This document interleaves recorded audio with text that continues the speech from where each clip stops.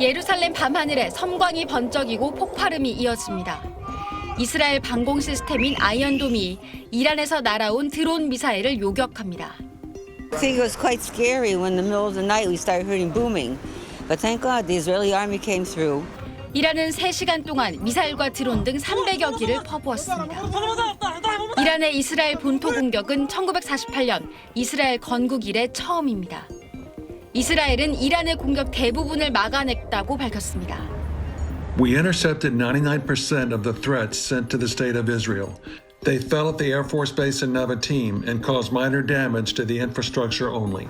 시설 피해 외에 이스라엘 남부 지역에 사는 7살 소녀 1명이 중상을 입은 것으로 전해졌습니다. 반면 이란군은 이스라엘 정권이 이번 작전을 무력화하고자 했으나 실패했고 작전 목표가 성취됐다고 주장했습니다. 이란 외무장관은 이스라엘에 대한 보복 작전은 종료됐고 이란이 공격받지 않는 한 새로운 군사작전에 나서지 않을 것이라는 뜻을 내비쳤다고 외신은 전했습니다. نیروهای مسلح ما هیچ مکان اقتصادی و یا جمعیتی رو مورد هدف قرار ندادند. 다만 이스라엘이 재보복에 나설 경우 더 강력하게 보복하겠다고 경고했습니다. 이런 가운데 이스라엘 전시내각 참석자 가운데 다수가 이란 공습에 대한 재보복에 찬성한 것으로 전해져 중동 지역 확전 불씨는 아직 남아 있습니다. SBS 재효원입니다. 미국과 영국, 프랑스 등 주요 7개국 G7 정상들이 이란의 이스라엘 공습을 한 목소리로 비판했습니다. G7 정상들은 화상회의를 열고 이란의 직접적이고 전례 없는 공격을 강력하고 명확하게 규탄한다면서 이스라엘에 대한 연대를 재확인한다고 강조했습니다. 이란을 향해선 긴장 고조 행위를 중단하라고 촉구했습니다.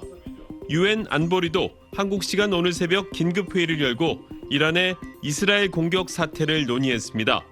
국제사회 대응을 주도하고 있는 미국은 이란을 규탄하는 동시에 이스라엘에는 신중한 대응을 주문하고 있습니다. 중동 긴장 고조나 확전은 안 된다고 선을 그었습니다.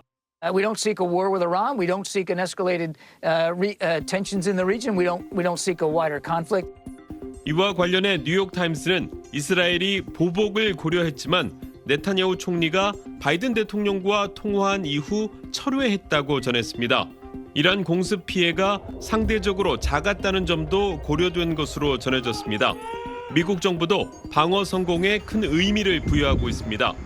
Well, it tells me that Israel does have superior military capability. Just think about the hardware that Iran threw into the sky and how little damage that caused. 미국 정부 고위 당국자는 이란이 공격을 사전 예고하지는 않았다면서도 스위스를 통해 미국에 메시지를 전달한 것은 있다고 말했습니다. 워싱턴에서 SBS 김용태입니다. 미국 정부는 공격 직후 이스라엘을 지지하고 방어하겠다는 입장을 다시 한번 확인했습니다. 하지만 속내는 복잡합니다.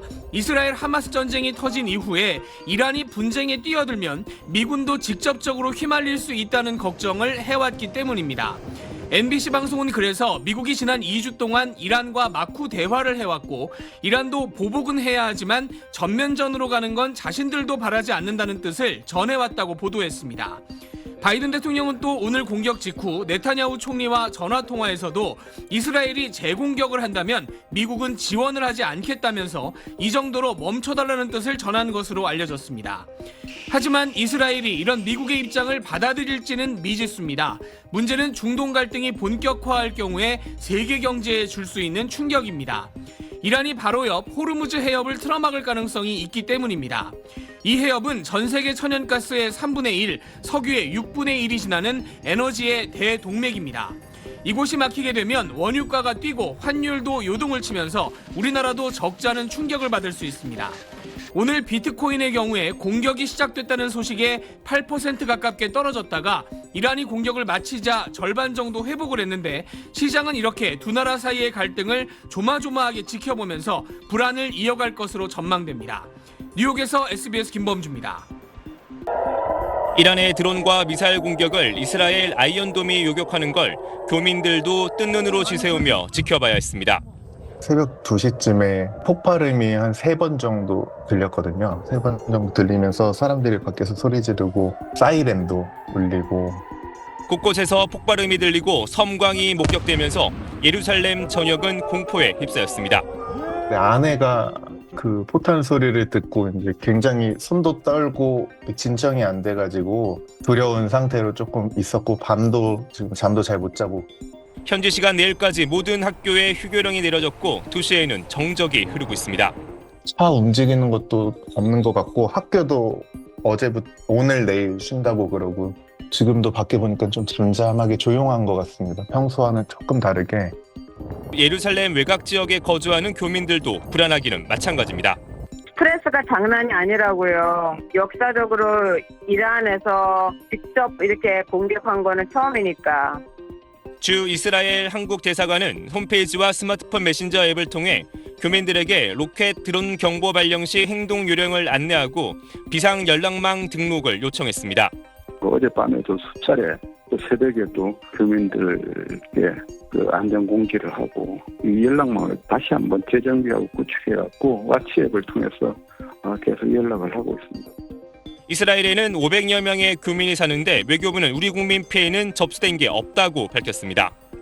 윤석열 대통령은 오늘 오후 대통령실에서 긴급 경제안보 회의를 주재하고 범정부 차원의 국제유가, 에너지 수급과 공급망 관련 분석 관리 시스템을 밀도 있게 가동하라고 관계부처에 지시했습니다. SBS 최재영입니다.